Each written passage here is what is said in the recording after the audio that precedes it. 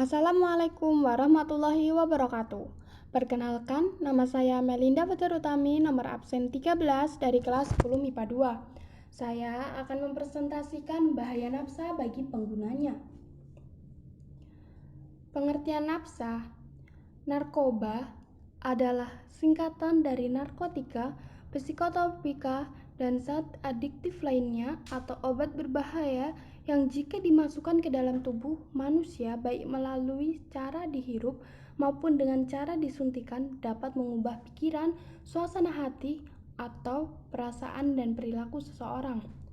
Menurut WHO, semua zat kecuali makanan, air, atau oksigen yang jika dimasukkan ke dalam tubuh dapat mengubah fungsi tubuh secara fisik atau psikologis. Narkotika adalah zat atau obat yang berasal dari tanaman atau bukan tanaman, baik sintetis maupun semi-sintetis, yang dapat menyebabkan penurunan atau perubahan kesadaran, hilangnya rasa, mengurangi sampai menghilangkan rasa nyeri, dan menimbulkan ketergantungan. Psikotropika adalah zat atau obat baik alamiah maupun sintetis, bukan narkotika, yang berkhasiat psikoaktif melalui pengaruh selektif pada susunan syaraf pusat yang menyebabkan perubahan khas pada aktivitas mental dan perilaku. Zat adiktif lainnya atau obat berbahaya adalah bahan lain dan obat bukan narkotika atau psikotropika yang penggunanya dapat menimbulkan ketergantungan, yakni keinginan menggunakan kembali secara terus-menerus. Apabila dihentikan akan timbul efek putus zat, diantaranya rasa sakit atau lelah yang luar biasa. Nah, gimana sih cara masuknya obat ke dalam tubuh? 1. Ditelan. Dimasukkan ke dalam mulut, obat akan meluncur ke pusat usus besar dan diserap ke dalam aliran darah di dalam pencernaan. 2. Disedot gasnya. Seperti penggunaan lem atau gas yang mengandung zat memabukkan itu menembus aliran darah yang ada di dalam rongga hidung. 3. Dihisap.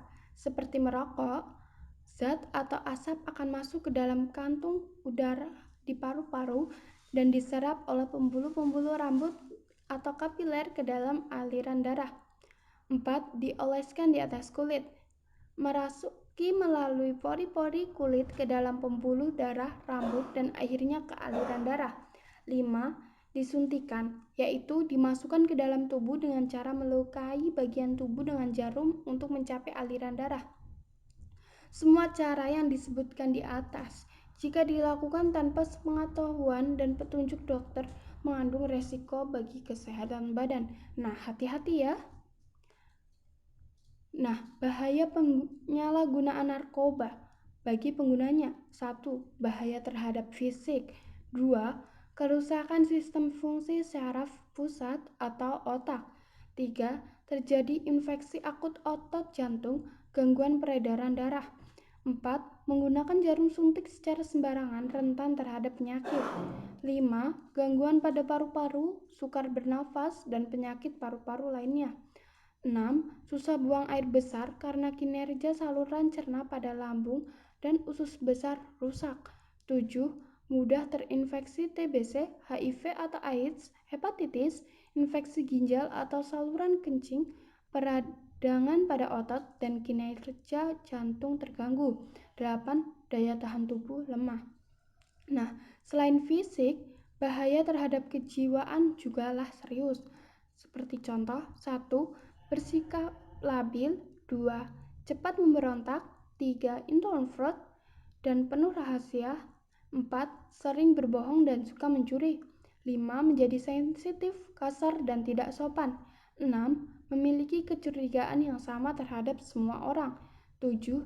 Menjadi malas dan prestasi belajar menurun.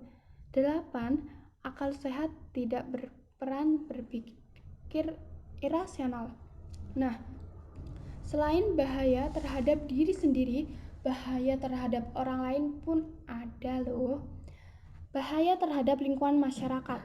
Bahaya narkoba terhadap keluarga. 1. Akan mengganggu keharmonisan keluarga. 2. merongrong keluarga. 3. Membuat aib bagi keluarga. 4. Hilangnya harapan keluarga. Bahaya narkotika terhadap lingkungan sekitar masyarakat. 1. Mengganggu keamanan dan ketertiban. 2. Mendorong tindak kejahatan. 3. Mengakibatkan hilangnya kepercayaan. 4. Menimbulkan beban ekonomi dan sosial yang besar. Nah, cara menghindari penyalahgunaan narkoba. 1. Perketat diri dengan keimanan dan ketakwaan dan budi pekerti yang luhur. 2. Membiasakan diri berpola hidup sehat. 3. Menolak bujukan. 4. Belajar dengan sungguh-sungguh. 5. Mengisi waktu luang dengan kegiatan yang lebih bermanfaat. 7. Hindari tindakan yang tidak bermanfaat. Sekian dari saya. Ada kurangnya mohon maaf. Wassalamualaikum warahmatullahi wabarakatuh.